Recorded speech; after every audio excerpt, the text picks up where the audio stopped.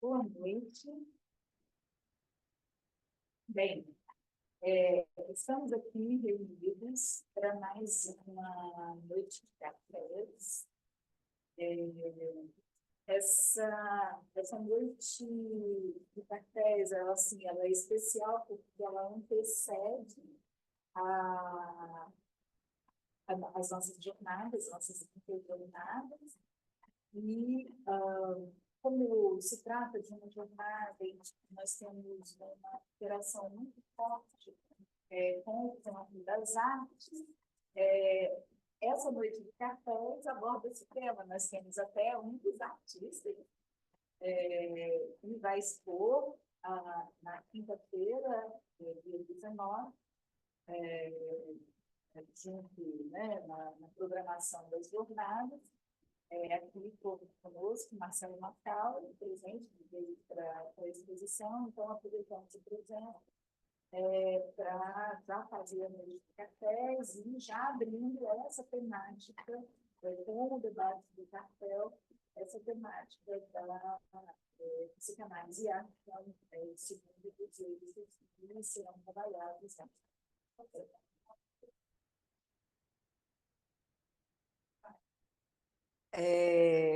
Aqui, então, trata-se hoje, nessa noite de cartéis, de uma noite de cartel e intercâmbio.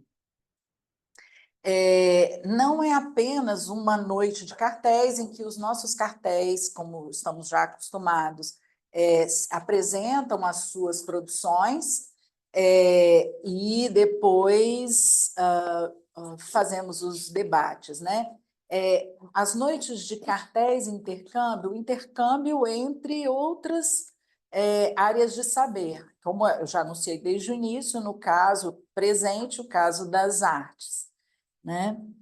E, em especial, a fotografia, que é a arte a qual o Marcelo se dedica, né? Além do estudo dele de mestrado, junto com o cartel também. Acontece que ele é um cartelizante, mas não é do cartel dele que se trata, é do cartel do Seminário 11, na qual Elisa é mais um, Thaís membro cartelizante, Ana Lu, membro cartelizante, e Eliene, que imagino devem estar aqui, não estão presentes localmente, mas presentes virtualmente.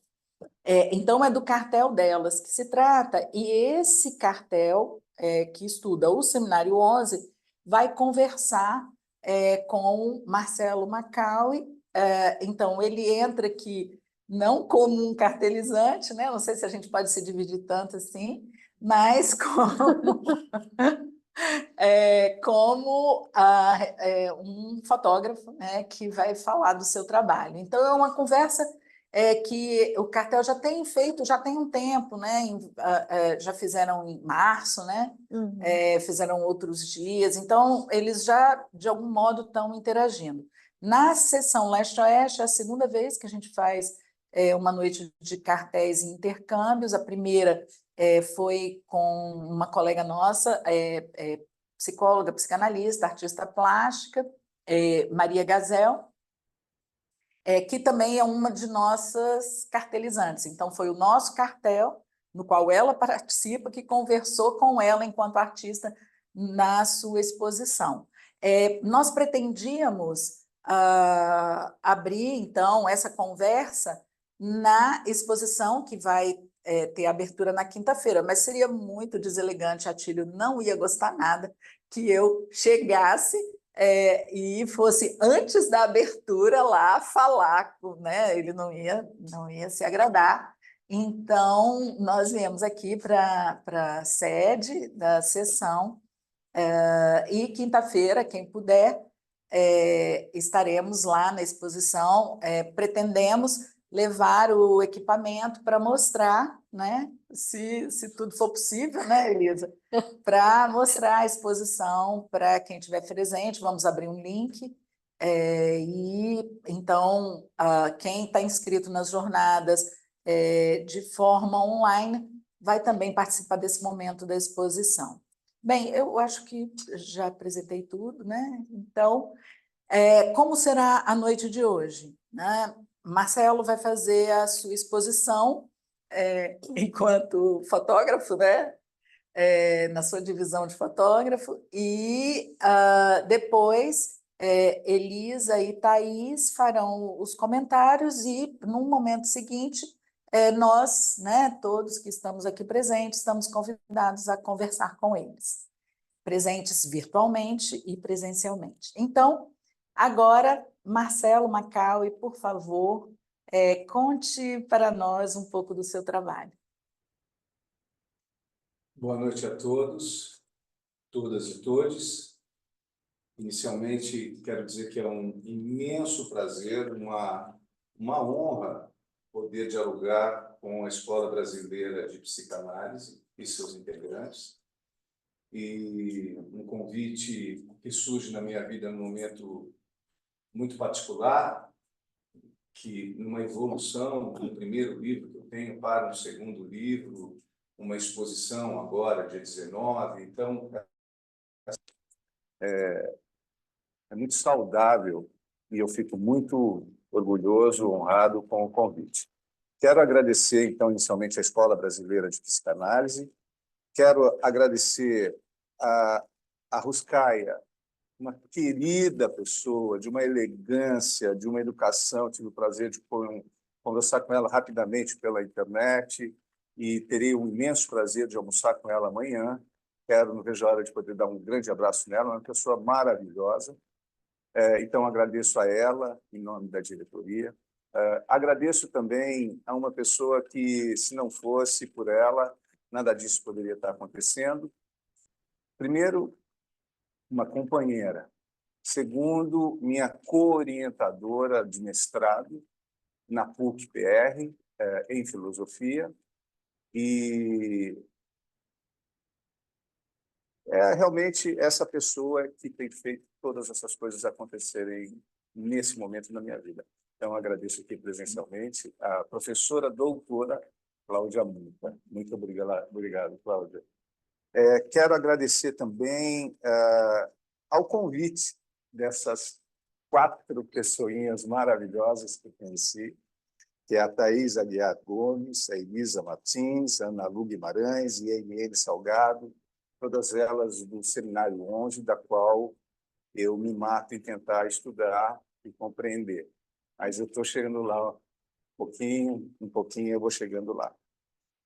Quero agradecer 3 pessoas muito importantes para mim, e eu estou surpreso porque ele está aqui presente. Eu quero agradecer ao Mário Sérgio. Fala, Marião. Ele é responsável por eu ter conseguido trazer estes quadros para cá. Ele é um irmãozão meu, um mecenas, ele é o financiador do meu trabalho hoje em dia. Então, quero agradecer imensamente ao Mário por esse apoio. Agradeço também alguém que está presente aqui, que é o Gerson Abaca, psicólogo, da qual eu tive o prazer de trocar com ele uma entrevista que foi feita para a revista. Tive o prazer, desse final de semana, conviver com ele. Então, muito obrigado, querido. E gostaria de agradecer a Lota Figueiredo, porque também é outra pessoa que me apoia demais, me incentiva demais, me bota sempre para frente. Então, são pessoas que eu tenho que agradecer. Informar já de cara que dia 19 agora, das 18 horas, na Galeria Gael, eu tenho o lançamento da exposição, da qual eu tenho o imenso prazer em dividir o palco com mais 7 artistas capixabas, e de todos eles eu tive imenso prazer de conhecer um artista, e quando eu pude dar um abraço a ele, eu disse, muito obrigado. Ele falou, pelo quê? Eu falei, por ter conhecido um artista verdadeiramente, assim, para mim, né? Isto é para mim, que é o Atílio Polnario, da qual eu tenho imensa admiração. E todos os outros, evidente, né? Então, e também anunciar as 5ª jornadas Corpo Memória, que você tem que vir, e ainda estão abertas as inscrições até hoje, 23h59. Corra e participe. Bom, eu vou começar. Posso partilhar? eu não posso deixar também de agradecer uma pessoa que tem sido demais de companheira com esse grupo aqui, que é a Randra, que está aqui. Seria desonesto não citar o seu nome, Randra. Gente, o que eu vou falar aqui hoje? Eu vou conversar com vocês a respeito de fotografia, fotografia que está elencado diretamente com a questão da imagem. Em um segundo momento, vou conversar a respeito de corpo e, por último, eu vou falar sobre o olho enquanto zona erógena e o olhar enquanto objeto. Né? Eu começo com o corpo. Todas as fotos que eu apresento aqui fazem parte de um projeto que já dura 14 anos e são pessoas que elegantemente vieram, gratuitamente vieram e tiraram suas roupas para mim. E eu pude registrar, então, esses corpos.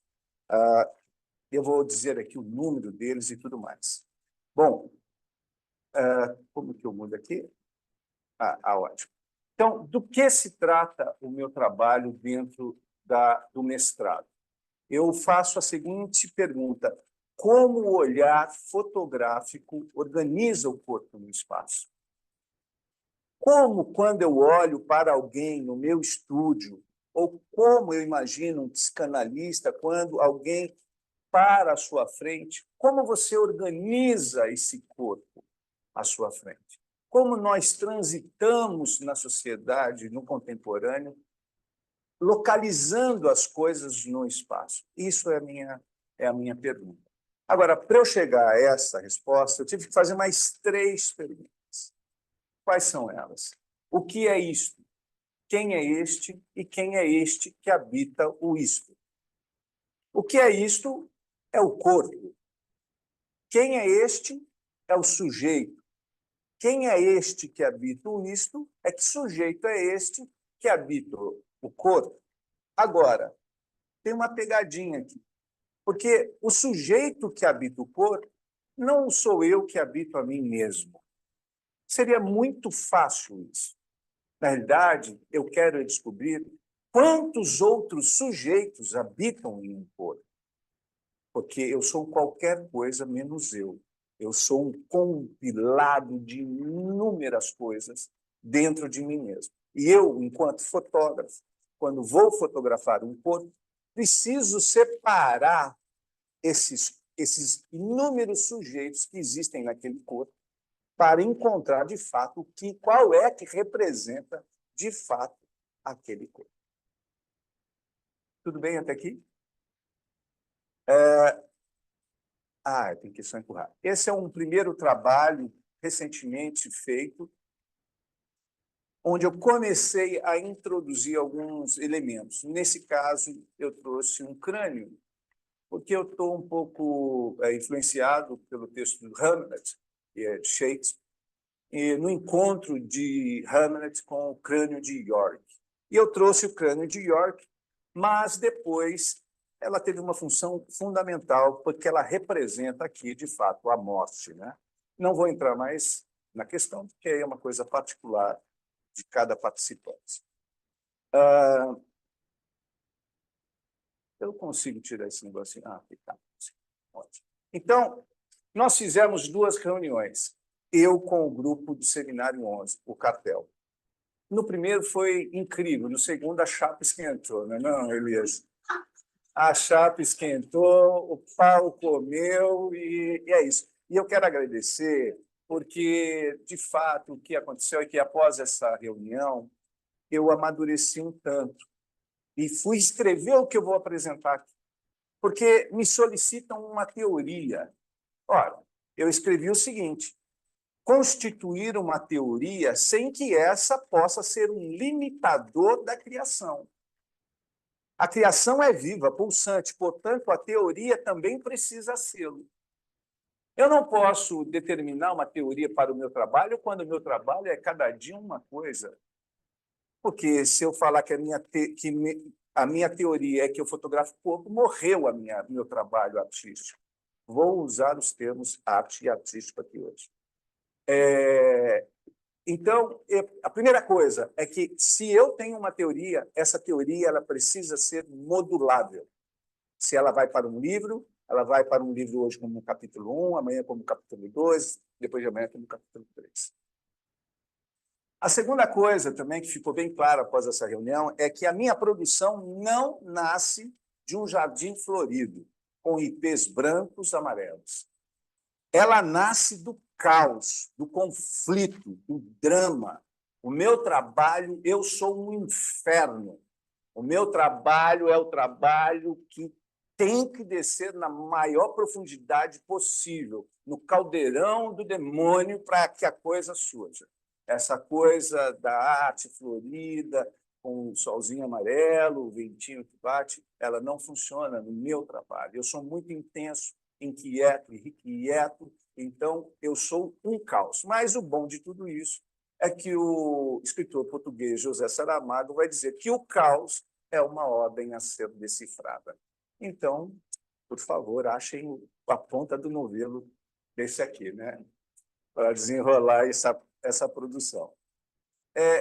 Outra questão dessa reunião que nós fizemos, que me fez pensar, foi que, e aí a diferença entre um psicanalista e um fotógrafo, é que na escuta o corpo inerte aguarda o que a ele deve chegar.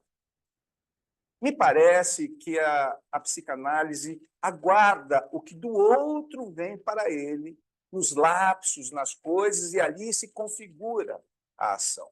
Mas na fotografia, no ato de ver, é preciso sair, se deixar apreender pelo outro. E, nesse instante, como a quem adentra no buraco da fechadura, ir no mais além que o corpo observado oferece. Veja, a primeira coisa aqui é que eu preciso me deixar ser apreendido pelo outro. Porque só assim eu consigo aquele momento principal, que é buscar entre vários sujeitos o sujeito que me interessa daquele ponto. Então, eu preciso me embolar com o caos da vida do outro, e nesse caos ali, junto, no furacão, eu então identifico aquele sujeito e trago para a minha fotografia. Então, acho que isso foi uma coisa que me fez ver muito bem uma diferença que nós temos entre fotografia e psicanálise saudável, por isso que eu acho que a união é a perfeita. E uma pergunta que o Gerson Abaca me fez e que trouxe essa resposta é que a escuta não se dá apenas pelo ouvir, mas também pelo ver. Um corpo berra suas angústias, seus traumas, que em palavras, às vezes, não se faz tão fácil demonstrar. Quero falar sobre o corpo. Qual a dificuldade em fotografar o corpo? Nenhuma. A dificuldade está em fazer isso por 15 anos, 20 anos, por uma vida toda. Eu já estou indo para 15 anos fotografando o corpo humano. E essa é a grande dificuldade desse trabalho. Aqui é um trabalho da Adriana Sforzini, quando ela vai falar do Michel Foucault, ela traz esse texto abaixo. O corpo produz e resiste. Esse corpo, quando observado, se articula por meio de múltiplas estratégias. O corpo subverte, exagera, encena, contorna, aniquila, denuncia, evita. Essas são as dinâmicas do corpo. Ora, então, para que eu, como fotógrafo, possa me deixar aprender por aquele outro, para encontrar um sujeito dentre tantos sujeitos, eu tenho que ainda entrar na subversão desse corpo, no exagero desse corpo, na cena desse corpo, no contorno desse corpo. Eu preciso me fazer com este corpo, me amalgamar com este corpo, para depois me deslocar dele e fotografá-lo. Por isso que eu trago esse núcleo chamado corpo-objeto, não objeto, dentro do meu trabalho, na minha dissertação de mestrado. Isso me custou muito caro, porque durante muito tempo eu dizia que eu não queria me envolver com política, que arte não era política. Besteira. Em que sentido o meu trabalho torna-se político? Na reconfiguração dos sentidos que no contemporâneo estão ativos, mas não ativados. O ato político que eu trago dentro do meu trabalho fotográfico é propor um olhar com qualidade, uma escuta com qualidade, um tatear com qualidade. É um ato político no contemporâneo pedir para que você não olhe apenas, para que você veja, para que você não ouça, para que você escute. É um ato político isso. Vivemos um apagão sensorial. Ok? Não sentimos mais nada. Não sentimos mais nada.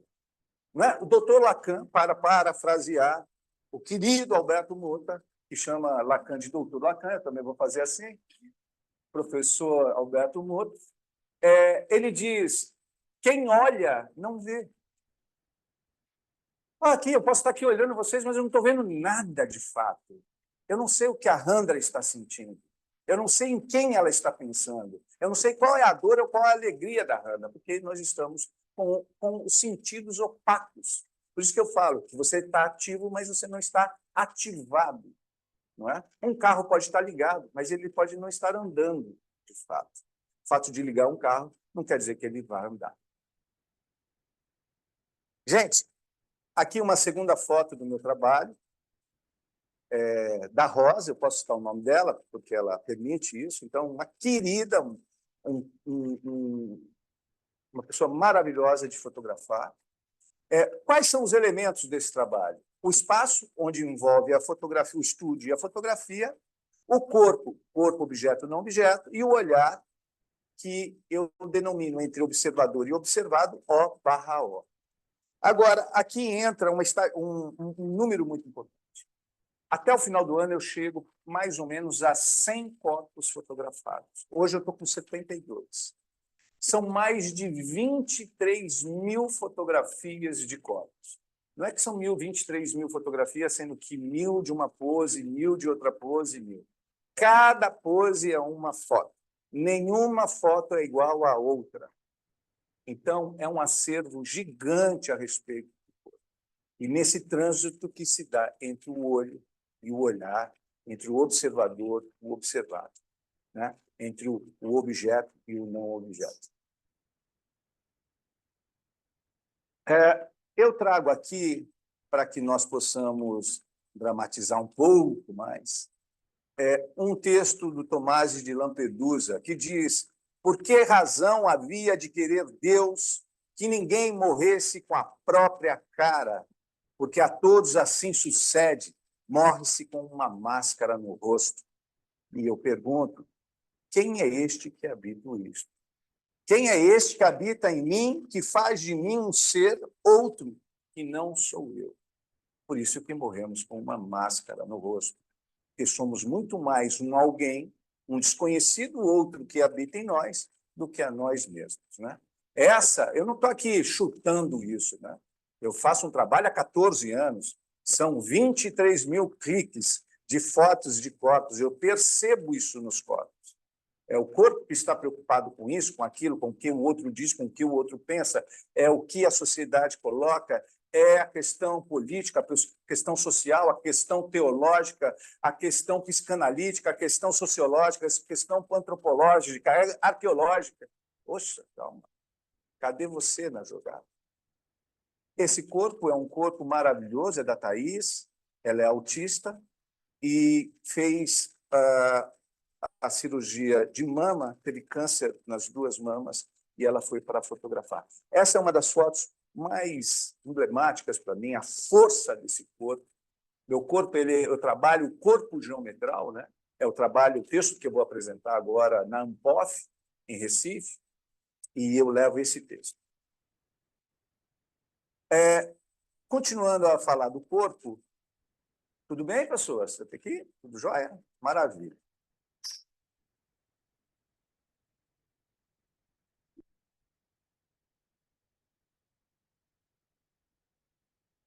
Tudo bem, obrigado. Eu pediria a gentileza de ninguém tirar print de tela, porque essas fotos, respeitosamente, eu tenho o maior respeito por todas essas pessoas que vieram, e elas autorizam que eu use dessa maneira, mas não que vire algo fora do que eu faço trabalho. Então, mas creio que aqui está todo mundo já bem ciente disso. Obrigado, viu, Randa?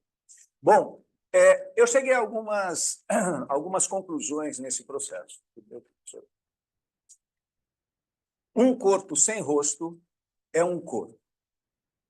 Um corpo com o rosto é de alguém. E isso é legal, é muito bacana, porque todo o meu trabalho, agora vocês vão descobrir, todo ele é sem rosto. Eu não fotografo o rosto. E aí, estudando um crítico literário canadense chamado Northrop Frye, A Imaginação Educada, ele me trouxe algumas referências e eu mesclei com o meu trabalho. E cheguei à seguinte conclusão. O corpo com o rosto é de alguém e pergunta: quem sou? Um retrato, alguém que eu olho, sempre que eu olho para alguém, eu sei que esse alguém está me perguntando: quem sou? Não tem como fugir disso. Todos nós queremos saber quem somos. Agora, o corpo sem rosto é um corpo e pergunta, diferente de quem eu sou, ele pergunta: que lugar é este? Que lugar é este que eu habito? E quem habita mais esse lugar que eu habito? Vindo aqui para cá, eu conversava com a professora doutora Cláudia Muta. Professora, olha que interessante. É como se eu entrasse na minha casa, na minha residência, e lá eu encontrasse uma pessoa. Eu falasse: o que você está fazendo aqui dentro? Aí eu entro no banheiro, tem outro. E entro no quarto, tem mais 3. E vou na sala e na cozinha, tem mais 7 comendo. E eu não conheço ninguém. Pois bem, esses outros estão dentro da gente. E é isso que é o meu trabalho fotográfico. É esse o meu trabalho de buscar, na minha fotografia, o corpo, né? Essa coisa que se faz presente. Então, eu pergunto, com essa foto, que lugar é esse? Esse é um corpo com 150 quilos, 130, 150 quilos, e quando eu terminei esse ensaio fotográfico, eu disse: você foi um dos corpos mais leves que eu fotografei, porque foi de uma sutileza, de uma delicadeza, todo aquela massa opaca que somos, né, para trazer Michel Foucault para a conversa, esse lugar com inúmeros segredos, invisíveis lesões, esse corpo, isto, né, que é isto. Então, é com essa imagem que eu digo: que lugar é este? Bom, eu gostaria de trazer agora algumas características do corpo sem o olhar, não a ponto de ancoragem. Quando eu coloco uma foto sem rosto, você não tem para onde olhar. Então, qual é o seu nome? Stephanie? Então, agora eu estou falando com a Stephanie. Não tem como eu falar com a Stephanie assim: oi, Stephanie, como é que você está? Estou ancorado com ela, mesmo eu sendo estrábico, eu estou ancorado com ela aqui, olha. Para eu falar com ela, eu tenho que olhar no rosto dela. O nosso contato se dá pelo olho e pelo olhar. É conectado. Então, quando eu tiro isso, eu tiro o seu ponto de ancoragem. Você fica flutuante na imagem. E o que é a vantagem disso? Sem ponto de ancoragem, não há julgamento pelo observador. Então, você olha essa imagem e você não quer saber se o busto dela está para cima, para baixo, para a direita, para a esquerda, se tem barriga, se não tem barriga, se é esquálida, se é obesa, se é amputada, se não é amputada, se é cadeirante, se não é cadeirante. Você só olha uma imagem. Isso eu fui percebendo no decorrer do meu trabalho. Se o olhar do outro me faz existir, no corpo sem rosto sou modificado. Isso é puramente Jean-Paul Sartre. E, por último, uma conversa com a professora Cláudia Muta, que ela apresenta: o corpo sem rosto se apresenta sem paixões, emoções ou sentimentos, apenas algo manipulável, vulnerável, um objeto que não tem a possibilidade de se reverter em sujeito-objeto. Então, eu trouxe algumas características de um corpo sem o olhar. De onde surge isso? Então, eu adoro ler antropologia, sociologia, arqueologia. Quando eu fui estudar um pouco de Malinowski, Pierre Verger, Franz Boas, Claude Lévi-Strauss, eu encontro nos Tristes Trópicos, que é um livro maravilhoso que eu recomendo a todos, a história das tribos indígenas do centro-oeste brasileiro, que se chamam Cadiveiro. As indígenas dessa tribo, elas pegam uma espátula, molham um líquido chamado genipapo, e conectam no rosto. Esse líquido misturado no rosto oxida e forma um azul noite. Ora, o que elas fazem com isso? Dependendo da pintura, por exemplo, aqui você tem dois tipos de pintura, certo? Dá para ver todo mundo, ok? Dá para ver aqui todo mundo? Maravilha. Então, um primeiro ato é a dignidade e o segundo ato é a hierarquia. Mas eu nunca procurei aos corpos dignidade e hierarquia. Eu procurava a igualdade. Mas aí a professora Cláudia Muta me indicou Pouco Preciado para ler. Então, eu entendi que nem igualdade eu procurava. O que eu busco dentro do meu trabalho é a equivalência. Então, foi daí que eu parti a tirar o rosto, porque eu gostaria de ter a equivalência dos corpos. Por isso que eu digo que um corpo sem rosto é apenas um corpo. E está todo mundo parado dentro da vala. Ok? Eu pergunto agora, não vou ter tempo para esticar muito essa brincadeira, porque eu tenho que já entregar, né? Não sei quantos minutos, por favor, alguém me fale, levante a bandeira aí. O que eu sou? Agora, exato nesse momento, assim, o que eu sou, tanto para quem está aqui quanto para quem está lá. Eu sou uma imagem. Deixamos o corpo de lado, agora eu vou começar a falar de imagem e fotografia. Eu sou uma imagem, até você colocar a mão em mim. Não tem como. Isso é irrefutável. Eu sou uma imagem. Agora, tirando o meu objeto, a fala. Ok? Mas se eu ficar quietinho aqui, paradinho, eu sou uma imagem. A partir do momento que você me toca, eu sou matéria. É evidente que você sabe que eu sou matéria. Você não vai parar em frente a um ônibus e falar, não, ele está vindo, é uma imagem, ele vai passar por mim. Não, ele vai te atropelar. Mas que é uma imagem, é uma imagem. Sou uma imagem. Agora, eu quero trazer o Jean-Paul Sartre, que ele diz o que é uma imagem, né? A imagem é um certo tipo de consciência. A imagem é um ato e não uma coisa. A imagem é a consciência de alguma coisa. Vamos entender isso. Se eu pego isso que está aqui na minha mão e faço isso e pergunto para o Gerson dizer o que é, se ele não viu, ele não vai conseguir saber o que é isso que está na minha mão. Não tem como. Mas aí eu começo a parar de balançar, parar, e aí eu paro e pergunto, Gerson, o que é isso? Uma borracha. Então, a imagem é um certo tipo de consciência, é um ato. É a consciência de algo. Então, você olha, e aí você começa a fazer, para trazer o Wilhelm Flusser para a conversa, um scanning daquilo, a tua visão faz o scanning, a sua mente está ali processando, e aí ela torna consciência de alguma coisa. Então, toda imagem é consciência de alguma coisa. Para isso, eu trago já estou começando a terminar, aterrissar o avião, 2 caminhos para o olhar. Essa foto está na exposição, para quem for, verá ela impressa. 2 caminhos para o olhar. O que vocês estão vendo aqui? Na realidade, eu adoraria te perguntar e esperar vocês responderem, mas não dá. Então, o que você está vendo, primeiro, que não é um corpo, né? Isso aqui é uma imagem. Eu poderia trazer aqui o Deleuze para falar sobre o interstício entre ausência e presença de imagem. Não farei isso. Mas isso aqui é um signo, primeiro, que você identifica como um corpo. Ok? Ótimo. Mas o que você está vendo não é isso. Na realidade, você está vendo o que eu vi.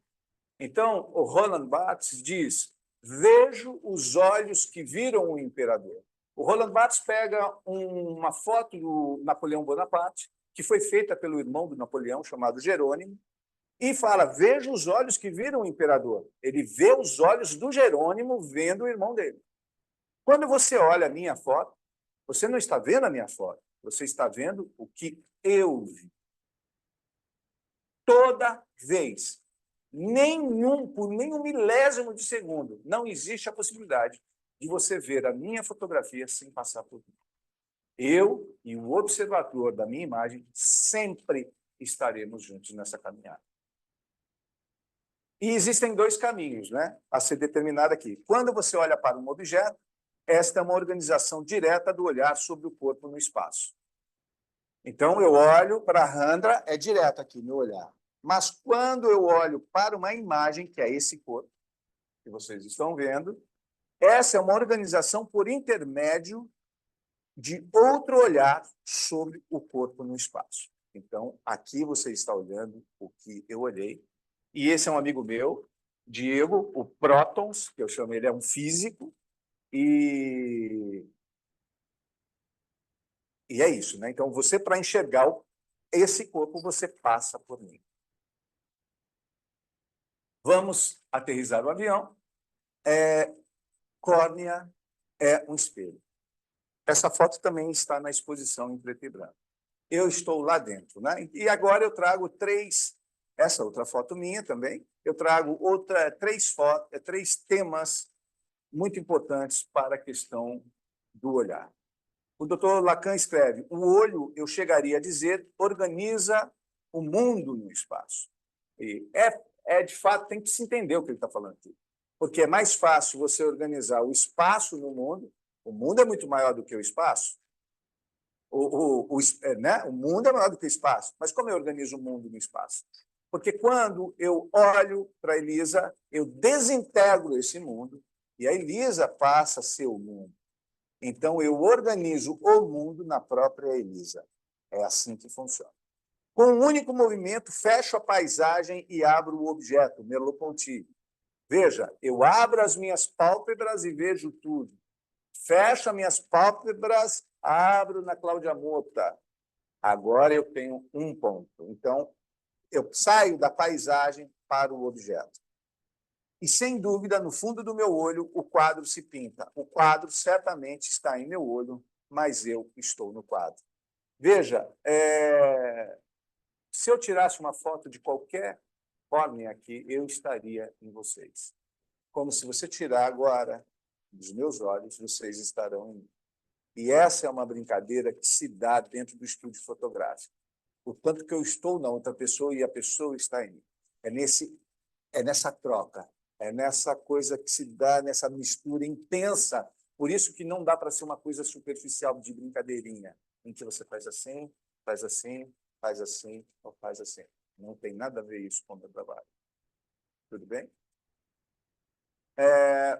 E eu escrevo algo sobre o olhar, que é o seguinte: falar do olho, que é sobre o olho, né? Falar do olho é falar de zona erógena, de um órgão duplo, porque as pessoas nem sabem que possuem dois olhos, né? É tipo aranha mesmo, que a gente olha e fala: nossa, que estranho, tem 4, mas você tem 2, mas a gente não dá conta. Órgão duplo, olho que pulsa, que se movimenta, se dilata, onde a íris tem vida própria e que, quando pálpebras em superior e inferior abrem, o olhar salta para o mundo, desejante em encontrar. Dos sentidos, o olhar é o único com essa característica, de sair do corpo. O olhar observa o outro não dentro de si, mas fora de si. Tatear é para dentro, ouvir é para dentro, cheirar é para dentro, gustar é para dentro, ver é para fora. Finalizando, eu vou pedir a paciência de ler 3 textos aqui para vocês, da minha dissertação, curtos, rápidos, e é indolor. Eu só precisaria sumir com isso. Aqui.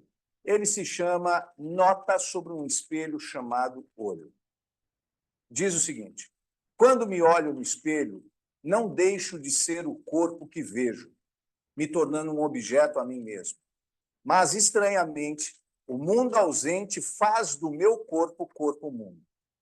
Entre meu corpo e esse que vejo refletido no espelho, a ausência do mundo passa a fazer do corpo o próprio mundo observado pelos olhos que olham no espelho. Roland Barthes comenta ao ver uma fotografia de Napoleão: vejo os olhos que viram o imperador. Esse é um olhar indireto, pois ele vê algo que outro olhar viu, e, por intermédio desse olhar, ele pode contemplar essa imagem. Mas quando... Veja que isso é muito importante. E isso vem do meu orientador, o professor doutor Erickson Falabretti.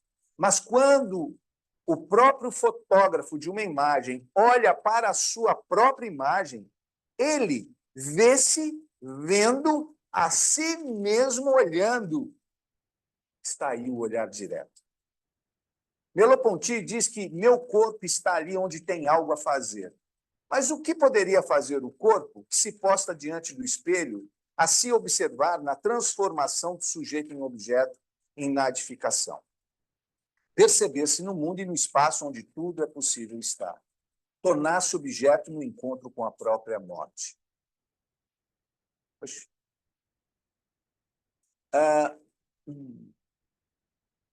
Diante do espelho, me vejo insuficientemente frágil diante da morte iminente. A esquise do olho e do olhar já não se encontra apenas na rachadura por onde minha consciência me toma.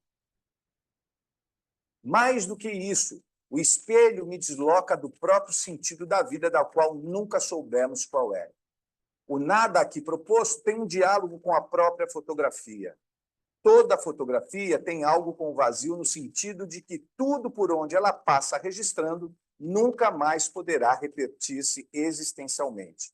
Barthes, 2015. Talvez a fotografia, nesse sentido, seja sempre um retorno ao nada, ao vazio, à nadificação, uma vez que o que não pode existir mais está morto. Fotografar, seguindo esse raciocínio, é perpetuar a morte e não a vida. No estúdio fotográfico, na fotografia dos corpos, no segundo a segundo que avança e que em alguns desses segundos o fotógrafo pode realizar o registro, nesse registro temos um signo e o fato que aquilo, naquela maneira, não existe mais. Frente a uma fotografia, não temos mais aquilo que se mostra daquela maneira. A nós, o resto de lembrança de uma campanha publicitária, a foto de um ente e paisagens, é o que podemos ter. A cada dia, a distância entre a fotografia que apreciamos e o objeto contemplado se distanciam mais e mais, deixando bem claro que não há volta ao que passou. Finalizando, tem um monte de coisa aqui em cima que eu não estou conseguindo ler. Posso dar o ok aqui? Essa reunião está sendo gravada? Posso? Temos aqui um encontro com a psicanálise lacaniana. Temos aqui um encontro com o que a psicanálise lacaniana vai denominar de objeto A. A fotografia é um mergulho naquilo que me olha, e nesse encontro entre o que eu olho e o que me olha, me torna objeto. Um nada, uma peça flutuante em um universo infinito, sem direção, entendendo por essa direção a própria vida que não temos controle. Indo mais adiante, se aquilo que olho já não é mais aquilo que olhei, então o objeto observado não existe mais. Sendo assim, a busca pelo que observo é uma busca pelo que me falta, o tal objeto A. Mais que isso, ao observarmos uma fotografia, fugimos da real notícia que ela propõe nos oferecer, que é mostrar que o único caminho que percorremos é o de ida, e que a única coisa que podemos contemplar é o passado. Não contemplamos nada no presente. No presente, olhamos o que a cada segundo se torna passado e memória. Que nesse rio, nosso barquinho tem como ponto de chegada a própria morte. Então, por que não assimilamos tal informação? Porque temos as vicissitudes pulsionais que promovem tanto a pulsão de morte, que tem como objetivo chegar ao inorgânico, como a pulsão de vida, que tem a todo custo, que tenta a todo custo remar contra a maré. E como o real é impossível ao ser humano, damos o caráter de um registro para a eternidade, ou o que perpetua o instante, à cansada e moderna fotografia. Aqui eu termino o meu texto e promovo o olhar de algumas imagens. Todo artista deve ter a sua pietà. Eu tenho a minha. Mas só que Jesus é uma mulher. Aqui, uma outra foto que causa algumas discussões. Aqui é a relação que eu faço com os corpos histéricos de Salpêtrière, que certamente será o meu doutorado, na PUC, eu sou filho da PUC, e então eu acho uma certa verossimilhança entre as fotos propostas por Albert Lond e o Paul Regard, que trabalhavam como fotógrafos para o Charcot, isso século XIX, né? 1822 a 1826, 1830, mais ou menos. Uma das últimas fotos realizadas, um outro corpo. Aqui o corpo geometral, que eu desenvolvo, outro geometral. Aqui um corpo nanismo, meu amigo queridíssimo Ney, se o Ney estiver aí, um beijo grande para você. Ele tem 1,04 m, e eu dou o nome a essa foto de Napoleão Bonaparte. Essa é uma outra forma, um corpo geometral. Assim, o olhar fotográfico organiza um pouco no espaço. Muito obrigado a vocês que me aguentaram até aqui. Valeu, obrigado.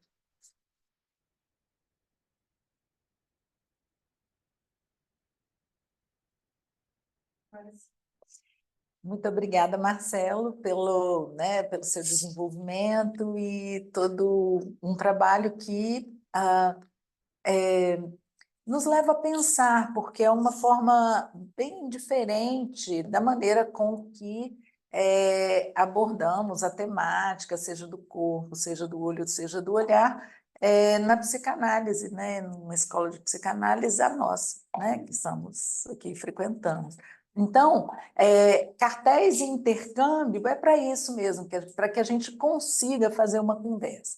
Como você já foi, né, a gente já falou assim, vamos conversar um pouco com as cartelizantes, né? Você já teve um intercâmbio com as cartelizantes, e aí, como você disse, a chapa esquentou. Eu estava presente, acho que eu coloquei um pouco de fogo nessa fogueira.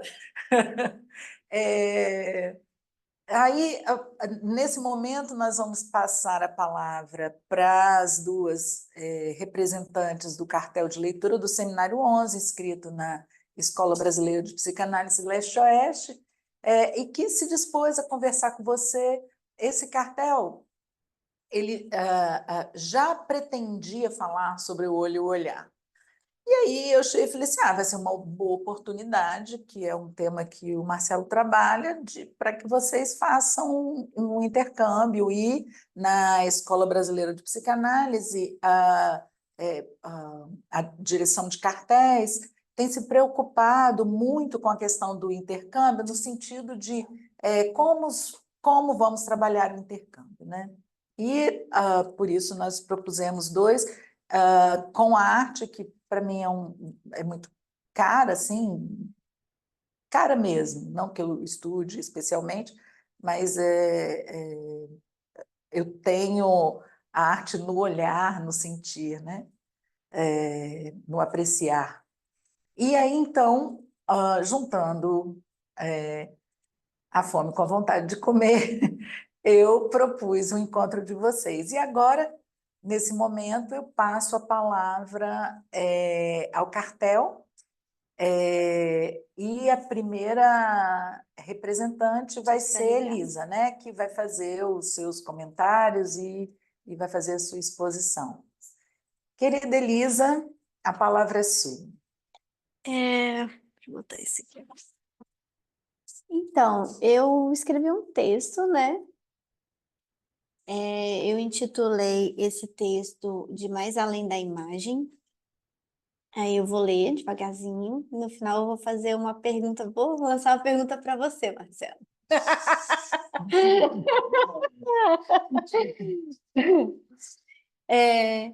Em entrevista para as quintas jornadas da EBP Leste-Oeste, Marcelo Macaulay tece alguns comentários acerca de seu trabalho fotográfico que tem como objeto os corpos nus. A respeito do processo de criação artística, afirma que não é o visível que lhe interessa, mas sim o invisível, que procura capturar a partir da vulnerabilidade com que os corpos se apresentam no estúdio fotográfico. Segundo o fotógrafo, eu tirei artista aqui, tá? Segundo o fotógrafo, todo corpo possui uma memória que procura esconder, sendo este o elemento invisível que busca captar através de sua arte. O invisível é, portanto, o que move seu desejo e captura seu olhar. Lacan, no Seminário 11, os 4 conceitos fundamentais da psicanálise, a propósito da célebre disputa entre 2 pintores de Atenas, Zeuxis e Parrásios, nos revela em que a pintura é capaz de nos cativar e nos pôr em júbilo. Nesse duelo, Zeuxis engana os pássaros ao pintar uvas, não por reproduzi-las idênticas à realidade, mas por conseguir capturar, através de sua arte, o signo que permite aos pássaros tomar as uvas como presas. Parrásios, em contrapartida, engana seu rival Zeuxis na medida em que este, ao tentar descobrir o que há por trás de um quadro coberto por um tecido, percebe que tudo não passava de ilusão, já que o quadro e a cortina estavam pintados diretamente na parede. Desse modo, Parrásio supera seu oponente, já que é capaz de enganar o próprio homem. Através da técnica do trompe-l'œil, eu não sei se fala assim, tá? Porque eu não sei francês, mas essa expressão significa literalmente enganar o olho, né?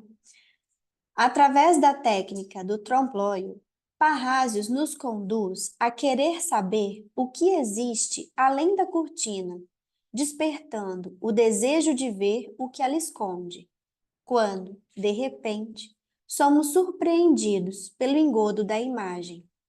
A cortina, revelando-se como uma ilusão de ótica, leva o espectador a depor o seu olhar, pois, não havendo nada para ver, é apenas com o próprio olhar que ele se depara. Assim, é o olhar do espectador que entra em cena, como isso que causa o desejo, movendo o sujeito em direção ao além da imagem e produzindo como efeito a sua divisão. Nesse momento de percepção da falácia da imagem, Lacan localiza também o júbilo, indicando que há uma satisfação vivida no corpo. Nesse sentido, a obra interpreta o sujeito, que se faz quadro ao inserir-se nele, depositando seu olhar. A representação pictórica, forjada pelo pintor, aponta, por conseguinte, para o não representável, para o invisível que não se deixa capturar, sinalizando que o âmbito do humano situa-se nesse mais além, que não se pode apreender pelo sentido. É além da representação imagética que o pintor nos conduz, através da ilusão produzida, pois nada há para ver. Nas palavras de Lacan, o sujeito humano, o sujeito do desejo, que é a essência do homem, não é, de modo algum, ao contrário do animal, inteiramente preso por essa captura imaginária. O sujeito não pode ser reduzido à representação, sendo, além dela, que ele se situa. É possível atrair a atenção dos pássaros, oferecendo-lhes a representação do signo que constitui a sua presa. Mas, para atrair o olhar do homem, o que se lhe oferece é algo além do que se pode ver. Então, retomando o seu trabalho, no seu trabalho fotográfico, Marcelo, eu gostaria que você falasse um pouco mais sobre essa relação do visível e o invisível. É isso. Muito obrigado. Obrigada, Elisa.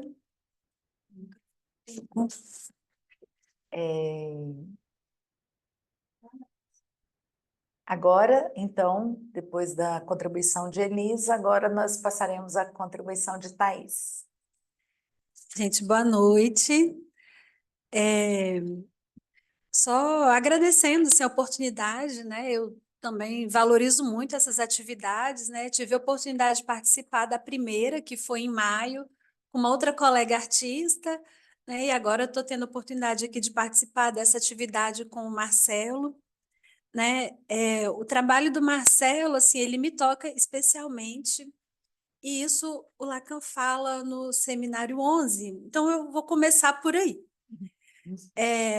Título do meu texto é O Corpo Nu em Cena. O que ele nos revela? Tecer um comentário sobre um trabalho artístico não é tarefa fácil.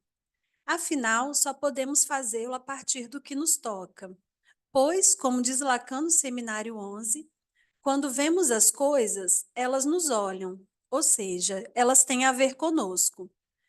Tendo isso em vista, gostaria de destacar alguns pontos abordados pelo fotógrafo Marcelo Macaulay, tanto no lançamento de seu livro Do Corpo Poesia, como em entrevistas concedidas à EBP Leste-Oeste por ocasião das quintas jornadas Corpo-Memória. Acerca de seu belíssimo trabalho com a fotografia de corpos nus, Marcelo faz um contraponto de seu estilo com outros tipos de fotografias utilizadas para fins comerciais, que costumam ceder ao apelo social de nossa época por uma imagem livre de imperfeições, que não existe. É o que vemos no Instagram, uma ode a corpos com superfícies quase lisas, que parecem nem ter poros, cicatrizes, linhas de expressão, nem pensar. Filtros e mais filtros que escondem o quê? Poderíamos dizer que escondem as marcas de uma história, de um estilo de vida, do envelhecimento. Porém, em seu trabalho vemos corpos reais, que não almejam se conformar a esse ideal.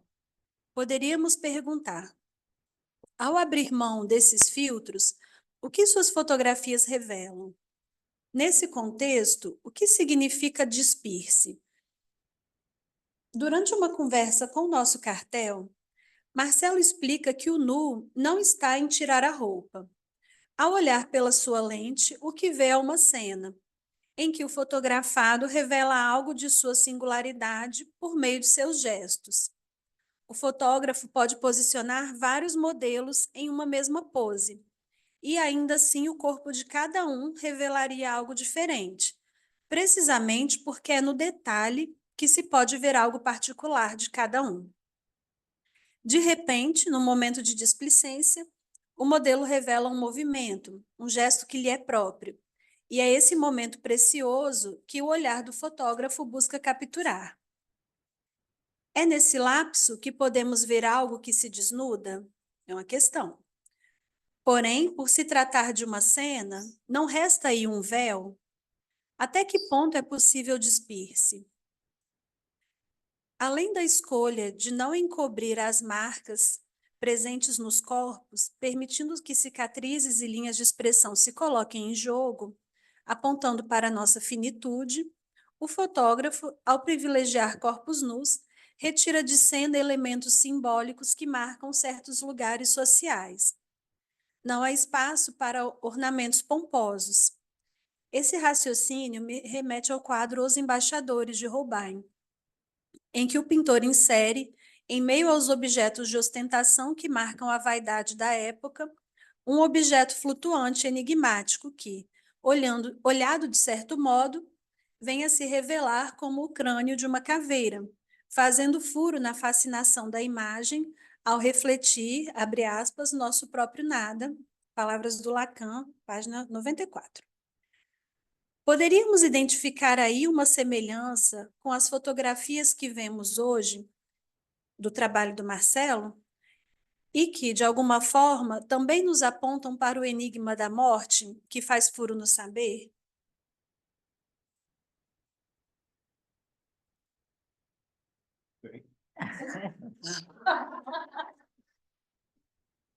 Obrigada, Thaís. Eu acho que antes de voltar a palavra para o Marcelo, eu penso em passar, a gente girar um pouco,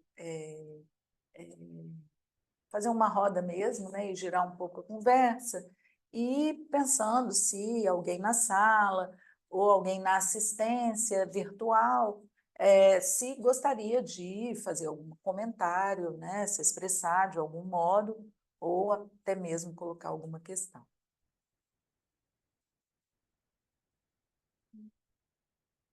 Marcelo, muita gente parabenizando pelo trabalho, sempre trabalho lindo. E tem um comentário da Melise, colocando que você é sempre muito consistente no seu discurso, de grande beleza, sempre muito consistente no seu discurso e de grande beleza. Incomoda suas imagens. É um trabalho que faz um caminho inusitado. Parabéns.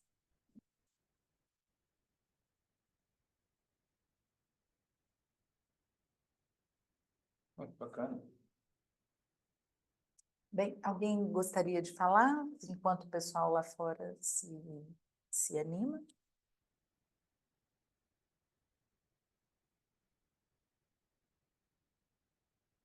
Bem, então, você pode começar a responder a questão de Elisa e a Thaís não foi uma questão, foi um comentário, né? Mas pode interagir com elas. E enquanto o pessoal se... É muito que as pessoas que estão de maneira remota participassem com questões, né? Fiquem à vontade.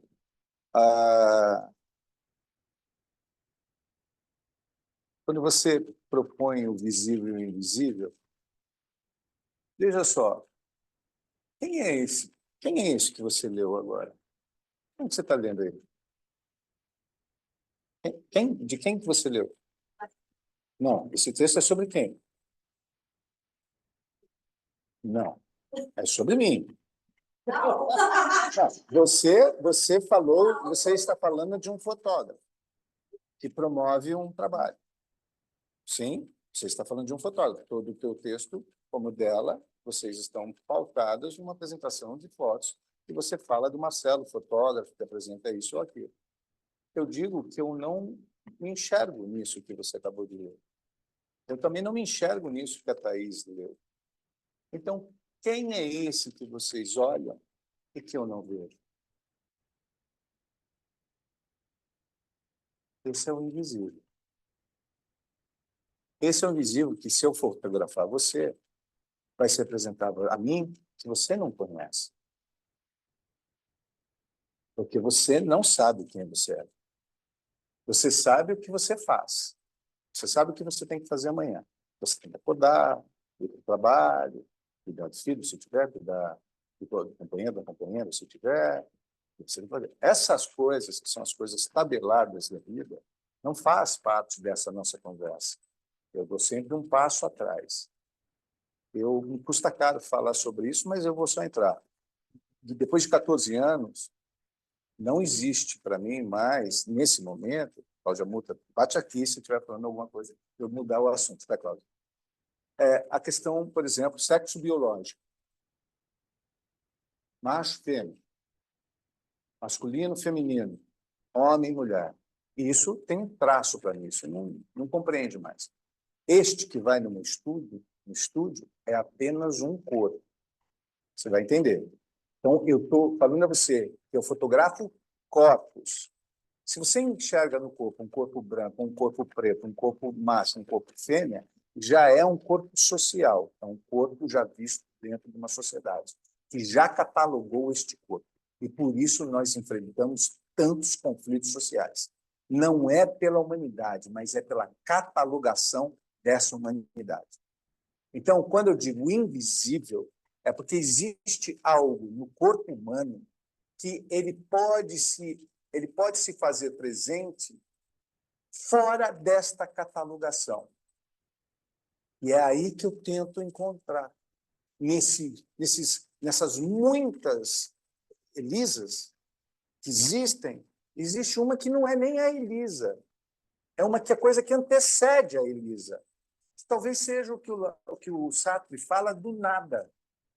Eu sou um nada antes de qualquer coisa. Porque eu sempre brinco com isso. Com quem você está falando agora? Você vai falar que você está falando com o Marcelo? Não, Marcelo me deram o nome. Com quem que você está falando? Você está falando que é com um fotógrafo? Não, isso é o que eu faço. Quem é que fala com você de fato agora? Eu sou um saco de carne, para trazer essa expressão, é mais ou menos isso que o Lacan fala, que tem algo que consegue se comunicar. Com quem que você está falando que consegue montar uma sintaxe, uma frase organizada, sem que eu saiba exatamente o que eu vou falar agora? Daqui 1 minuto eu não sei o que eu vou falar, mas eu vou continuar falando que vai sair alguma coisa. Quem é esse? É aí que eu estou. E esses, como você quiser chamar, não tem sexo, não tem nada. Este é um corpo nada. É aí que eu quero ir. Porque eu creio que o invisível esteja aí. Porque, como eu digo, é muito fácil. Ver você é fácil aos meus olhos. Fotografar qualquer um daqui seria fácil. Monta uma luz aqui, uma ali. Faz assim, faz assim, faz assim, faz assim. Está bonito. Fechou. Mas é isso? Isso é uma fotografia que se apresenta na contemporaneidade, mas, para não ser negativo, não é uma fotografia que me apetece, que me traga certa interesse. Acho uma fotografia que pouco carrega, pouco leva, pouco transporta, pouco dialoga. Então, este invisível, e às vezes eu converso com a professora Cláudia e eu falo, professora, às vezes eu acho que o inconsciente se faz presente, sabe? Que a pessoa está ali parada e de repente vê uma coisa assim que só, cara, o que é isso?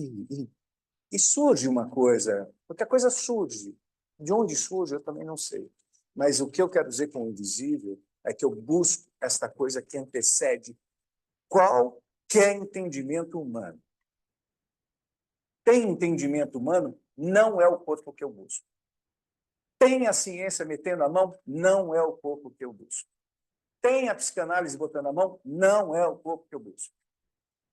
Tem a igreja botando a mão? Esse, então, é um corpo que eu não busco de maneira alguma, que é um corpo culpado. Eu não busco culpa nos meus corpos. Então, este é o invisível. E isso é uma coisa deliciosa, né? Porque eu vejo sempre a finitude. Ei, estamos aqui hoje, daqui 50 anos, todo mundo aqui já foi para o Beleléu. Então, não, talvez um pouco mais, 70. Mas não passam dos 80. Então, tenha uma troca, há uma troca de corpos. Então, é isso que eu busco, que eu quero entender como invisível. Pierre Clusovski vai dizer que um corpo nu, ele nunca está nu, porque ele tem todo um histórico, né? Ele possui todo um histórico. É esse histórico que vai antecedendo, você vai puxando. É o novelo é a ponta do novelo. O novelo já pronto aqui, todo enroladinho, pronto, industrializado, porque o ser humano está industrializado, na realidade. Não é? Estamos cada vez mais máquinas.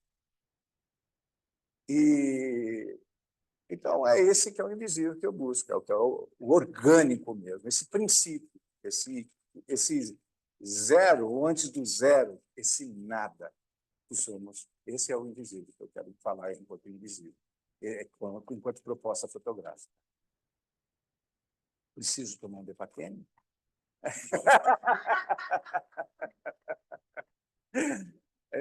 Quanto ao comentário, eu espero ter respondido. Quanto ao teu comentário, eu quero agradecer, achei um texto lindíssimo. Só parabenizar, porque não sei se tem uma resposta para o comentário. Não, né? Eu fico muito contente, porque, como é engraçado, você falou, eu acho que você falou de mim aí também no seu texto, um pouquinho, né? É engraçado quando você escuta alguém escrever sobre o seu trabalho. É como eu falar sobre você. Eu vou falar de você, coisa que você não conhece em você. Então, isso é belíssimo, né? Eu não me reconhecia. Falei, nossa, isso aí é barato.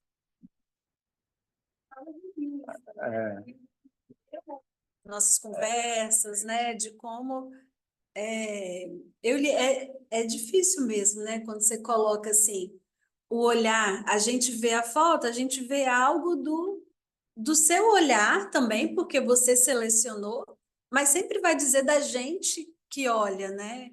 O Lacan, ele fala isso quando ele fala lá da piada do Joãozinho, né, que ele vê a latinha lá ele está com os pescadores, aí ele vê a latinha no mar, aí ele fala assim, aí o Joãozinho fala, você está vendo a latinha, mas ela não te olha de volta, não. Aí o Lacan vai refletir sobre isso, né? Ele fala, não, ela me olha de volta. né, da perspectiva ali do ponto luminoso, né, tem um retorno, onde a luz vai e a luz volta, né? Mas isso diz da gente, né? Quando a gente olha também a sua arte, o que é aquilo, eu acho que é mais a arte que interpreta a gente, né? Então, foi mais ou menos isso aí que eu quis. Obrigado. Antes de passar a palavra ao Gerson, só dizer o seguinte, você citou sobre os copos todos perfeitos. Eu tinha uma ideia de fazer uma fotografia extremamente contrastada, preto e branco. Para isso, então, o que eu fazia? Eu trazia uma ideia das estátuas da escultura greco-romana, aquela escultura total. Mas quando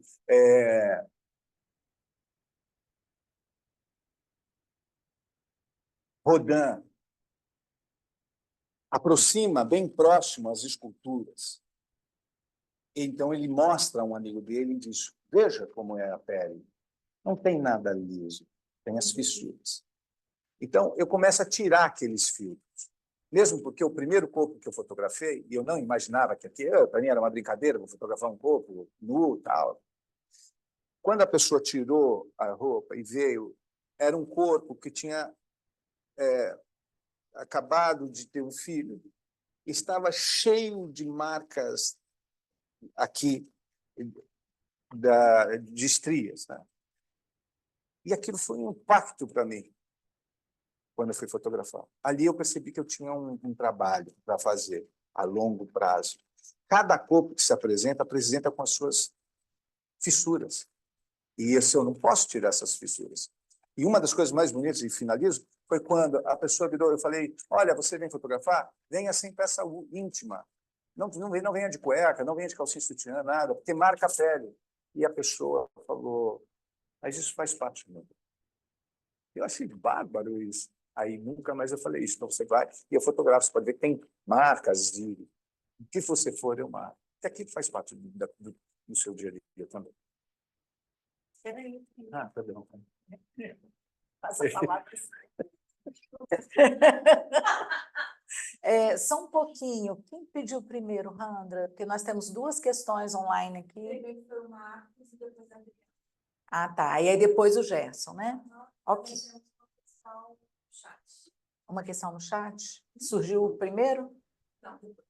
Tá. Então a gente coloca as 4 questões e aí depois a gente trabalha, né? Às vezes nem é questão, é comentário.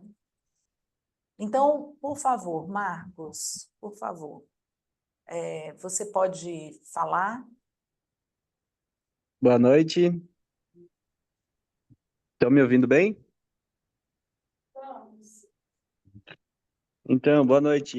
Eu também sou fotógrafo e estou fazendo formação em psicanálise e tenho uma trajetória aí parecida, assim, semelhante, né, no pensar e fazer fotografia, assim como o Marcelo, mas ainda estou no início, né, dessa minha jornada, nada com os teus 15 anos.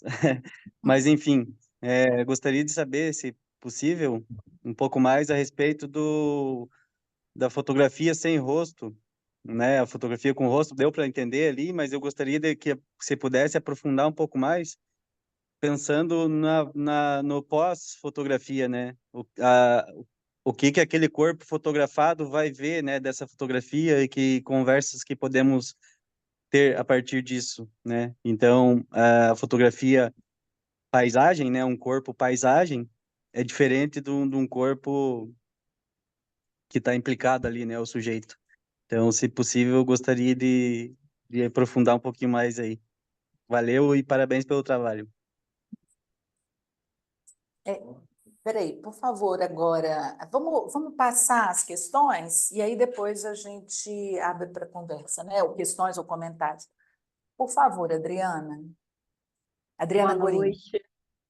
Está me ouvindo? Sim. Cumprimentar aí meu colega caracterizante, Marcelo, né? Parabenizá-lo pelo trabalho, pela apresentação. Cláudia Murta. Eu queria colocar assim, se puder falar um pouco mais, né? Assim, talvez vai ao encontro da pergunta anterior, né? Que ele pediu para você explorar mais essa questão da ausência do rosto, né? Assim, a questão da equivalência, né? Assim, se você pudesse falar um pouco mais, é o fato de essa equivalência, ela aparece quando esses corpos são fotografados sem o rosto, né? Assim, eles se equivalem, né? Assim, porque você falou que a princípio colocava como algo do igual, né? E que a sua orientadora aí, Cláudia, né, orientadora, fez essa pontuação da equivalência, né? Então, eu fiquei mais curiosa para ouvir um pouco sobre isso, né? Se a equivalência tem a ver com essa retirada do rosto, né? Assim, né? Os corpos se equivalem a partir disso, né? Assim. Agora, obrigada, Adriana. Agora o Gerson vai colocar aqui presente, né? Ele vai colocar uma questão, e aí depois a gente passa para a questão do chat, e depois para a Adriana Ribeiro. Não, foi muito bom ter entrevistado você, né, para a revista e conhecer o teu trabalho. Só comentando que o seu trabalho resgata a importância do corpo, né? Interessante. Que na sociedade nossa parece que o corpo deixa de ser importante, mesmo sendo muito procurado pela estética, né? Mas eu queria saber onde que a chapa queimou.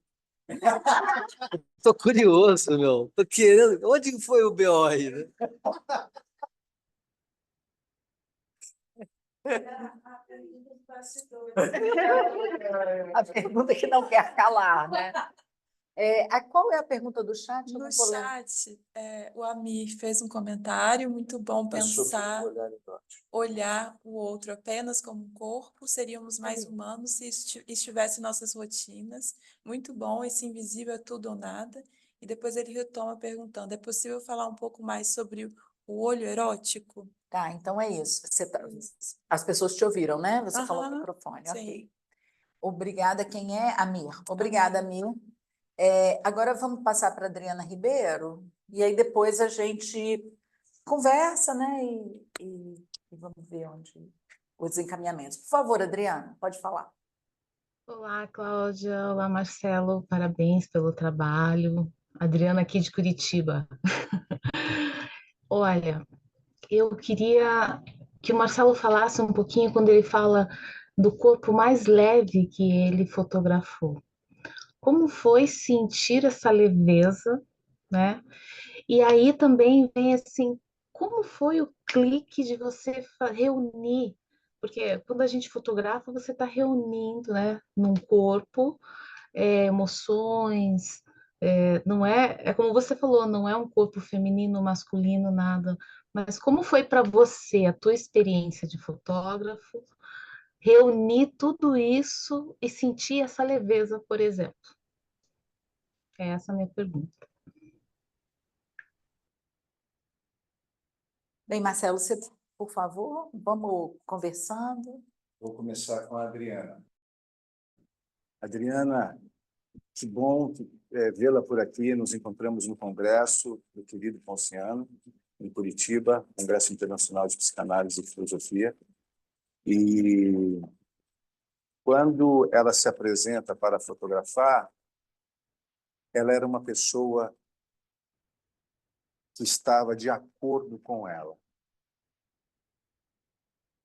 Uma pessoa se torna leve na fotografia quando o que ela tem a mostrar é exatamente o que ela sabe que tem para mostrar. Porque há um conflito entre o que eu vejo na fotografia e o que eu acho que eu sou. Então, e os corpos chegam assim, a cabeça lá, a bunda ali, a orelha lá atrás e o nariz lá na frente. Ela chega concisa, consistente. Então, foi fácil trabalhar com ela e o processo foi lento, foi devagar, porque um corpo obeso, igual a um corpo nanismo, a mobilidade ela é encurtada, não é? O nanismo não faz assim, né? Não faz. Ele tem um tronco encurtado. E o obeso também. Mas o problema não está nesse encurtamento, na dificuldade da geometria que o corpo pode oferecer. Eu estou olhando para mim mesmo. Eu tenho que olhar aqui. Na realidade, eu tenho... O que acontece é que aquele corpo, quando chega no estúdio, ela... Sabe uma coisa que se chama autenticidade?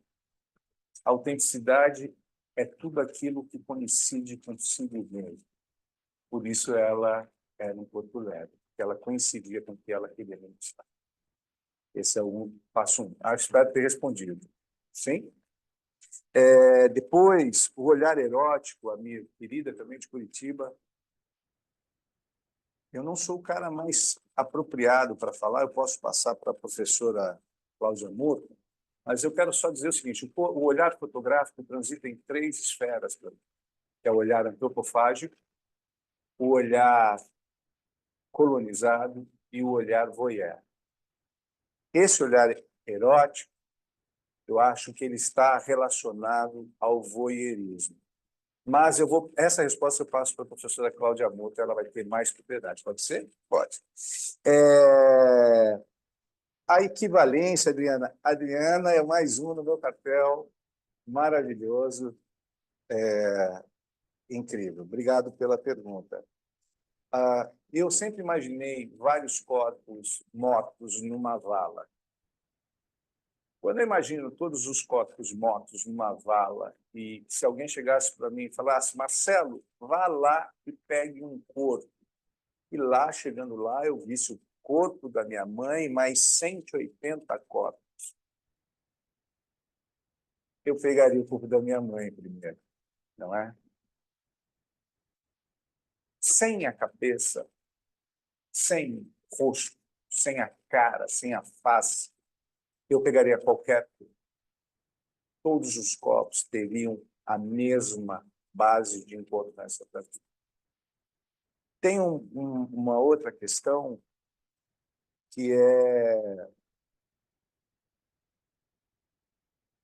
o ego. E aí eu já vou emendar com o Corpo Sem Rosto do Marcos, porque quando fotografar retrato é uma desgraça, porque existe o ego, o olhar anamórfico, aquele olhar torto, aquele olhar que dificilmente coincide com o que a pessoa imagina de si mesma. Tá ruim? Alguma coisa que eu devo parar? E aí...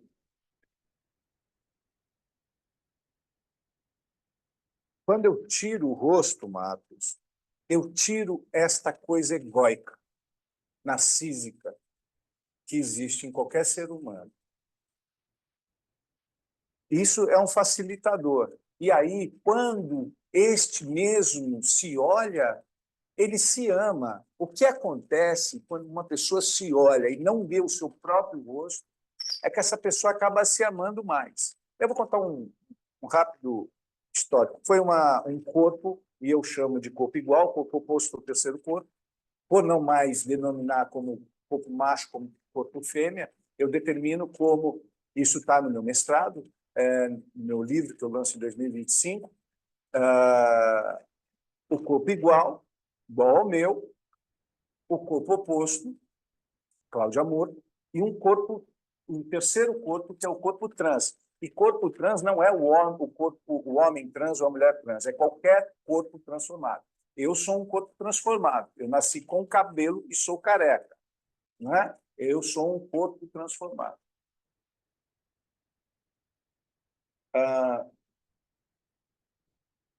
Um corpo oposto ao meu foi fotografado. E esse corpo tinha um problema imenso com o busto. Imenso, uma vergonha imensa do busto. Quando se despiu, e eu disse: mas calma aí, o que você está falando? Que eu não estou vendo o que você está falando. Aí eu comecei a fotografá-la, e entreguei essa foto. Depois, eu recebi um e-mail desse corpo oposto, dizendo que ela estava apaixonada pelo busto. Então, é o que eu venho conversando com a professora Cláudia Murta, e ela tem participado disso comigo, que é um apoio à psicanálise, mas desviando um pouco. Não é bom. Que eu gostaria de trabalhar assim, a psicanálise com a fotografia. Então, a pessoa faz uma análise, primeiro, uma conversa, depois participa da fotografia e depois a gente conversa novamente na entrega das fotos. Para compreender esse olhar que sai de um ponto distópico, totalmente deformado, para um olhar que a pessoa consegue se recompor na fotografia, se enxergar na fotografia. Então, é importante essa jogada, que eu só vim perceber depois, de ter tirado o rosto, né? E é evidente que eu tenho algumas referências. O fotógrafo da Letônia, do século XXI, vivo ainda, ele, acho que é vivo ainda, ele é um fotógrafo que chama Misha Gordon, que é maravilhoso, é um exemplo de fazer isso com o corpo. Então, eu acho que eu me dou satisfeito pelas respostas, espero que vocês tenham ficado também satisfeitos. E quanto ao corpo erótico, por favor, Cláudia. Trabalhar duas questões, a do corpo erótico, né, que você pediu, e a do Gerson. Bem, o corpo erótico, eu acho que é nessa linha mesmo, que você vai... é o corpo que trabalha, no qual a gente percebe a pulsão, não é isso? Porque a pulsão que traz esse caráter erótico para a história.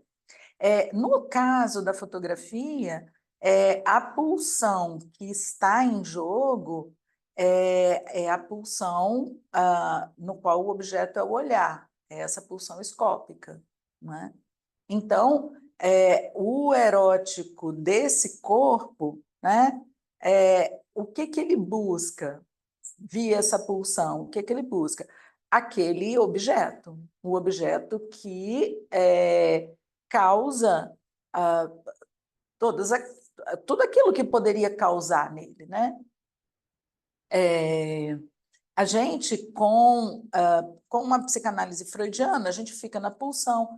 O Freud falou da reversão, no contrário, e a reversão ao seu oposto da pulsão. Então, o voyeurismo e o exibicionismo e o olhar são exemplos freudianos. O Lacan, ele trabalha essa pulsão escópica, e ele até propõe um objeto que o Freud está lá no texto freudiano, mas ele dá uma ênfase maior, que é ao objeto olhar. E aí, esse seu trabalho, via essa leitura, a leitura lacaniana, como que a gente... Porque o seu trabalho, o olhar é totalmente necessário, né? Então, como ele se apresenta, sendo um objeto totalmente erótico, né? E, portanto, pulsional, como ele se apresenta dentro do set e faz acontecer a fotografia, né? Então, eu acho que isso é importante para a gente, enquanto psicanalista, e que eu acho que você pode oferecer. Mas aí é difícil, assim, porque quando a gente trata de duas linguagens, né, como essa da fotografia e a da psicanálise, é difícil a gente encontrar o tom, né? A gente tem tentado no cartel, no cartel a gente, o cartel tentou, e aí indo para a questão do Gerson, em Gerson, eu acho que o problema, nem sei se foi um problema, na verdade, eu acho que nem foi um problema, nós não achamos, que a gente viu que a produção que ele apresentou aqui, depois daquele encontro, teve uma modificação muito grande. Então, não é um problema, foi um encontro, né? Na verdade. E eu acho que a questão toda está em que o que eu posso dizer e o que o outro consegue ouvir, né? Eu chamo de questões de comunicabilidade, e que a gente tem que ficar junto, mas pode ser questão de,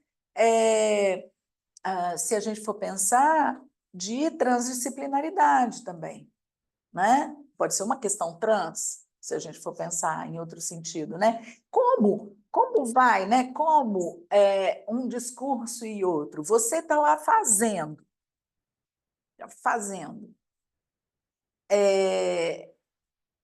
no seu ato específico, né? Que é o ato que, quando você diz assim, na hora que eu aperto o obturador, né? Você, no seu ato, que você explicou, né? Tem a imagem, tem todo um campo, né? E como a gente consegue conversar, como a gente consegue entender o que vai acontecer isso. Delicado. Na época, sexta-feira, né, na SLU, na universidade, foi um momento muito, né, a Randra estava presente, Tânia também, foi um momento bem importante, a André também, foi um momento bem importante que a gente viveu, e eu falei um pouco disso, assim, né, dessa questão, assim, aonde se encontra. E eu fiz um trabalho durante um bom tempo com um amigo, ele é ginecologista e obstetra, e eu falava do gozo feminino. E eu falava para ele do gozo feminino e tal. Aí ele, não, isso não acontece, não existe e tal. E aí um dia ele filmou um parto que ele queria mostrar, justamente no problema de comunicabilidade dele, para os colegas anestesistas, o que acontecia naquela dor no parto e tal. Então ele filmou para apresentar num congresso de anestesistas o negócio. E aí a primeira pessoa que ele me mostrou fui eu, assim, que ele mostrou os 3 partos que ele tinha filmado. Aí eu falei assim, olha lá, ela está gozando. Aí ele, é isso que você chama de gozo? Eu falei assim, é. Aí ele, mas isso eu vejo todo dia. Aquilo que ele falou que não tinha. Por que não tinha, né? Se era, então, a mesma coisa, eu estou fazendo um paralelo com a fotografia, né? É algo que você experiencia ali no seu viver e que a gente convém com uma outra nomenclatura e que a gente encontra, porque a psicanálise é uma prática, a gente encontra em outro ato, de outro modo. Você falou no seu texto aí, a escuta e o ver, né?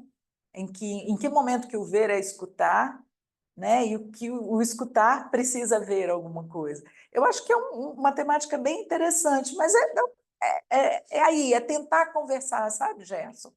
Às vezes a gente não consegue escutar, porque a gente não consegue se expressar de modo que o outro tenha acesso. Eu acho que disso você pode dizer, né? Que você tem sempre o outro ali, o reflexo e tal. Então, o que aconteceu foi isso, foi um problema de comunicabilidade, ele dizia uma coisa, as meninas diziam outra, e eu dizia outra ainda, que eu cheguei...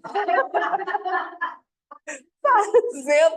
E isso porque a gente preparava, porque a gente, na minha cabeça, eu que cheguei fazendo a confusão com a história, na minha cabeça eu falei assim, bem, nós estaremos lá, não sei quantas pessoas, aqui tinha umas 60 pessoas, né? Estaremos lá com 60 pessoas e a gente precisa desse exercício de transmissão, porque o outro, de algum modo, a gente sabe que não vai entender tudo, mas de algum modo possa ser capturado, né? Seja pelo discurso dele, seja pelo das meninas, seja, né? E que nessa captura haja uma transformação. A primeira transformação que houve foi nele, né?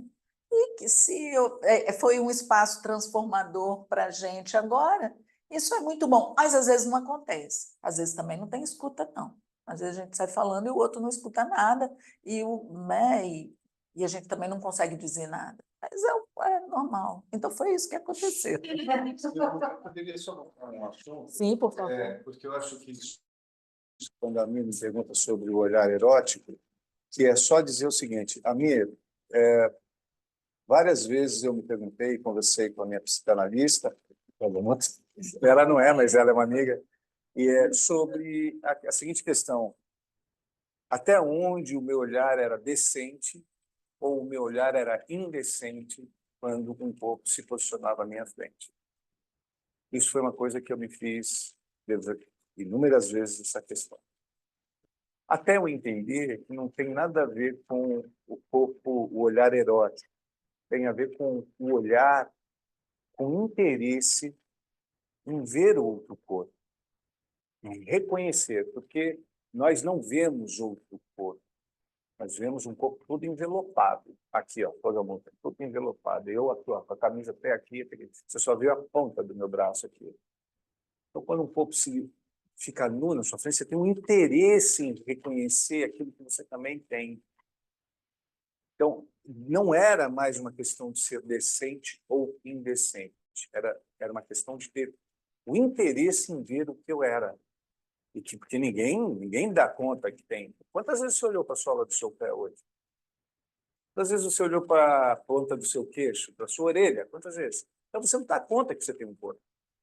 Você vive com o corpo, mas você não dá conta que tem um corpo. Então, quando esse corpo se permite ser visto, você se reconhece naquele corpo. E aí, de novo, eu trago aquele que o Marcos trouxe, a proposta do Marcos, ou alguém que trouxe sem a cabeça, é quando você se olha, você reconhece que você tem um corpo. O Gerson também trouxe essa questão. Então, é isso. Eu acho que esse olhar erótico se dá mais por uma investigação do olhar, um scanning que você faz, do que exatamente o meu interesse de outra maneira a não ser profissional no meu ato fotográfico. Obrigado. Voltando não desse ponto, Mais à pergunta do Gerson, que está ecoando, é o seguinte, aqui hoje, né? E é uma questão para a escola brasileira, assim, nós das diretorias de cartéis, nós temos trabalhado isso, assim, sabe, a gente se reúne, a gente lê texto, a gente não é cartel, mas a gente tem como fazer esse intercâmbio, não é? Por isso que a chapa esquentou lá, porque essa era a minha preocupação, porque a minha preocupação ele vai ficar falando algo que os psicanalistas não têm acesso, os psicanalistas, né, representados pelas meninas do cartel ali, vão falar algo que ele não tem acesso, e aí? O que é isso? Né? É muito delicado o intercâmbio, é muito delicado e é algo a ser pensado, principalmente com a psicanálise, assim, né? Então, obrigada pela questão que me fez trabalhar. Que horas são? 10. Já está na hora, né, gente? Então, 10h15. Olha, se alguém não colocou, evidentemente, se alguém colocou a questão, óbvio que eu paro, né? Mas se não, olha, eu só tenho a agradecer essa conversa ao Marcelo, que veio expor o seu trabalho, sua arte, né? Aos apoiadores dele, né? O Mário, a Lota, eu mesmo, né? Então, me agradeço aqui. Agradeço a presença dos colegas e que, assim, essa nossa conversa faça pensar e que a gente publique, seja em rede social, seja onde for, um pouco sobre isso. E espero continuar essa conversa nas quintas jornadas. Daqui a pouco, falta pouquinho, a gente vai continuar conversando sobre isso. E quem quiser se inscrever, ainda dá tempo, tá? 23h59. Muito obrigada a todos. Boa noite. 19, lançamento da exposição na HEU, na UFES. Apareça. Nós vamos fechar a Obrigado. reunião.